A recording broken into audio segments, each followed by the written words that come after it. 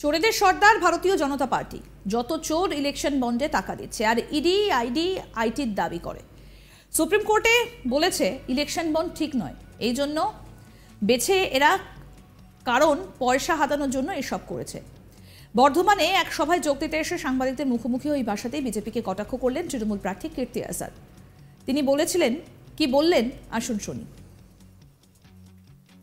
सबसे बड़े चोरों के सरदार ये भारतीय जनता पार्टी ही है और जितने चोर हैं वो इलेक्शन बॉन्ड में दे रहे हैं, जो लोग ईडी और आईडी आईटी सब का जो बैंड पड़ता है।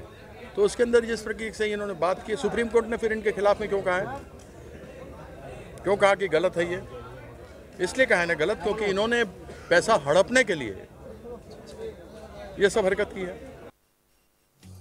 দিলীপ ঘোষ সোমবার বলেছিলেন, যতক্ষণ না ভোট গণনা হচ্ছে ততক্ষণ কীর্তি আজাদ জিতবেন, ভোট গণনা শেষ হলে বিজেপি জিতবে। এই প্রসঙ্গে কীর্তি আজাদ বললেন, কে বলেছে আমি জানি না, আমি নিষ্ঠার সঙ্গে কাজ করি। আমি অর্জুনের মাছের চোখ দেখার মতো বর্ধমান দুর্গাপুর কেন্দ্রকে দেখছি এবং কেন্দ্রীয় সরকারের জন্য তৈরি হওয়া সমস্যা এবং সেই সমস্যা সমাধান করার স্বপ্ন দেখতে পাই। এজন্য আমি এখানে এসেছি আর আমার চেষ্টা এটাই যে আমি এখানকার কেন্দ্রীয় সরকারের জন্য তৈরি হওয়া মানুষের সমস্যা পার্লামেন্টে উত্থাপন করে দূর করার চেষ্টা করব। এত বছর রাজ্যের তৃণমূল সরকার থাকা সত্ত্বেও রাস্তায় ও পানীয় জলের সমস্যার সমাধান হয়নি, যার কারণে মানুষ সমস্যায় পড়েছে। আর তৃণমূল নেতৃত্ব বলছে 100% কাজ হয়ে গিয়েছে। এই বিষয়ে কীর্তি আজাদ বলেন যে অবশ্যই এসব নিয়ে কাজ করা হবে, কর্মীরা এবং বিধায়করা যেমন বলবেন তেমনি কাজ হবে। নেতৃত্ব যদি বলে থাকে কাজ হয়ে গিয়েছে তাহলে নিশ্চয়ই সত্যি কথাই বলেছে। কি বললেন এই বিষয়ে কীর্তি আজাদ, তৃণমূল কংগ্রেসের প্রার্থী, শুনুন। अब ये कौन बोलता है नहीं बोलता हमको मालूम नहीं, हम निष्ठा से काम करते हैं। हमको अर्जुन की तरह मछली की आंख दिखती है, हमको बर्धमान दुर्गापुर दिखता है, हमको यहाँ पर केंद्र सरकार द्वारा छोड़ी गई समस्याएं दिखती हैं, उन सबों को सुधारने का सपना देखते हैं, इसीलिए हम यहाँ पर आए हैं। और मेरा प्रयास यही है कि हम यहाँ के जो समस्याएं केंद्र सरकार की है उसको पार्लियामेंट में उठा करके दूर करने का प्रयास करें। राज्यसभा 15 साल हो चुका है जो वेस्ट बेंगल में है, अभी बर्धमान दुर्गापुर में बहुत ढेर से रास्ता नहीं हुआ, पानी नहीं मिला, क्या बोले? अवश्य उसी के ऊपर काम करना है और करेंगे, ऐसा कोई समस्या वाली बात नहीं है। जहाँ जहाँ जैसे हमारे कर्मी लोग हैं, हमारे विधायक हैं, दूसरे लोग हैं, वो कहेंगे वो काम किया जाएगा। टीएमसी बोल रहा है 100% काम हो चुका है, टीएमसी बोल रहा है 100% काम हो गया। तो आप हमसे क्यों पूछ रहे हैं, उनसे पूछिए। এবার আপনাদের শোনাবো ঠিক কি বলেছিলেন দিলীপ ঘোষ, যার উত্তরে কীর্তি আজাদ এই কথা বললেন, শুনুন। উনি আগে বর্ধমানটা জিতুন, তারপরে মুখ্যমন্ত্রী প্রধানমন্ত্রী হবেন। 4 তারিখ অবধি লাফালাফি করুন, যতক্ষণ না ভোট গণনা হচ্ছে ততক্ষণ কীর্তি আজাদ জিতবেন। ভোট গণনা শেষ হলে বিজেপি জিতবে। রাজনীতিও করছি, ব্যাট বল রাজনীতি ক্যারাটে সব করেছি, করি এখনও করি, সেই জন্য আমার সামনে আসতে লোক একটু ভয় পায়। যত দিন যাচ্ছে কীর্তি আজাদ তো ফিকে হয়ে যাচ্ছে দেখা যাচ্ছে। রং কবে ছিল, চিরদিনই ফিকে। যে রিটায়ার্ড আর টায়ার্ড তার কাছ থেকে কী আশা করবেন? তো উনিও বুঝতে পারছেন যে এখানকার জনতা ওনাকে নিচ্ছে না, পার্টির লোকেরাই সঙ্গে বেরোচ্ছে না। ওরা ওদের ব্যাপারটা দেখে নেবে, আমরা আছি মানুষের সঙ্গে, মানুষ মোদির সঙ্গে আছে, সেটাই দিনকে দিন পরিষ্কার হয়ে যাচ্ছে।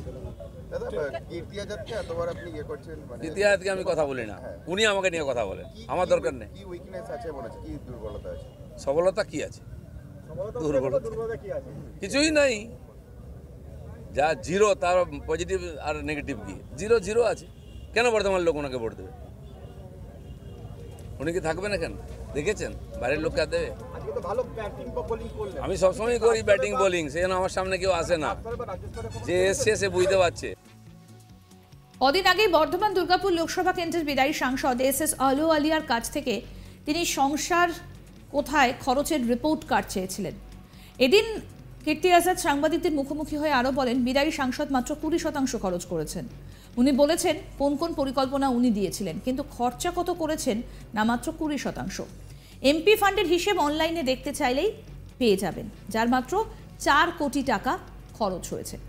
আসুন আপনাদের শোনাই এই বিষয়ে কি বলছেন কীর্তি আজাদ। 20% तो उन्होंने 20% तो खर्चा किया। उन्होंने तो सिर्फ ये दिखाया कि उन्होंने कौन कौन सी योजनाएं उन्होंने दी थी। खर्चा कितना हुआ ये बताइए ना, खर्चा कितना आपने देखा? खर्चा 21 करोड़ हुआ है उसका। वो तो कल कह रहे हैं कि आप फिर वही समझे नहीं। अरे वो तो अकाउंट है वहां पर, आप डाउनलोड कीजिए एमपी लैड फंड, वहाँ पर जाइए, एमपी का नाम टाइप कीजिए, आपको आ जाएगा कि उसने कितना पैसा खर्चा किया है। उसने 20% पैसा खर्चा किया है 21 करोड़ में, मतलब 4 करोड़ खर्चा किया है। আমাদের প্রতিনিধি সুজাতা মেহরা কি প্রতিবেদন তুলে ধরলেন আসুন শুনি। চোরেদের সরকার ভারতীয় জনতা পার্টি, যত চোর আছে তারা ইলেকশন বন্ডে টাকা দিচ্ছে, আর সুপ্রিম কোর্ট এটাকে বলে দিয়েছে যে এটা অবৈধ। এগুলো হচ্ছে টাকা হাতানোর একটা পদ্ধতি। ঠিক এমনইভাবে কিন্তু কেন্দ্রের বিজেপি সরকারকে এক হাত নিলেন বর্ধমান দুর্গাপুর লোকসভা কেন্দ্রের প্রার্থী কীর্তি আজাদ ঝা। এবং তিনি আরও বলেন, বারবারই তাকে বলতে শোনা গেছে যে বিজেপির বিরুদ্ধে বিভিন্ন রকমের কটূক্তি করতে। এদিন তিনি বর্ধমান দুর্গাপুর লোকসভা কেন্দ্রে যিনি বিদায়ী সাংসদ রয়েছেন তার সম্পর্কেও কিন্তু বলতে গিয়ে বলেন যে উনি বলছেন যে উনি সব জায়গায় ঘুরে আবার নিজের বাড়িতে ফিরে এসেছেন। তো উনি এতদিন কোথায় ছিলেন? উনি কি প্রধানমন্ত্রীর মতো ঝোলা নিয়ে ঘুরছিলেন? এভাবেও কিন্তু কটাক্ষ করতে শোনা গেল প্রধানমন্ত্রীকে। এবং বিজেপির যিনি বর্তমানে প্রার্থী হয়েছেন আসানসোল থেকে, অর্থাৎ বর্ধমান দুর্গাপুর লোকসভা কেন্দ্রে যিনি বিদায়ী সাংসদ এস আলুওয়ালিয়া সম্পর্কে। তিনি কীর্তি আজাদ ঝা বর্ধমানের সংস্কৃতি লোকমঞ্চে একটি সভায় যোগ দিতে এসেছিলেন এবং তারপর সাংবাদিকদের মুখোমুখি হয়ে কিন্তু এরকমভাবেই কিন্তু যথারীতি বিজেপিকে এবং কেন্দ্রীয় সরকারকে একই সাথে বিজেপির প্রার্থীদেরকে কিন্তু আক্রমণ করলেন। তিনি আরও জানান যে দিলীপ ঘোষ যেটা বলেছেন আগের দিন কি আমরা শুনেছিলাম যে যতদিন না ভোট হচ্ছে ততদিন কীর্তি আজাদ ঝা যেরকম দাবি করছেন যে তিনি জিতে যাবেন সেরকমই তিনি জিতবেন, কিন্তু যখনই রেজাল্ট আউট হবে তখনই কিন্তু দেখা যাবে যে বিজেপি জিতে গেছে, অর্থাৎ দিলীপ ঘোষ বলেছিলেন যে তিনি জিতে যাবেন।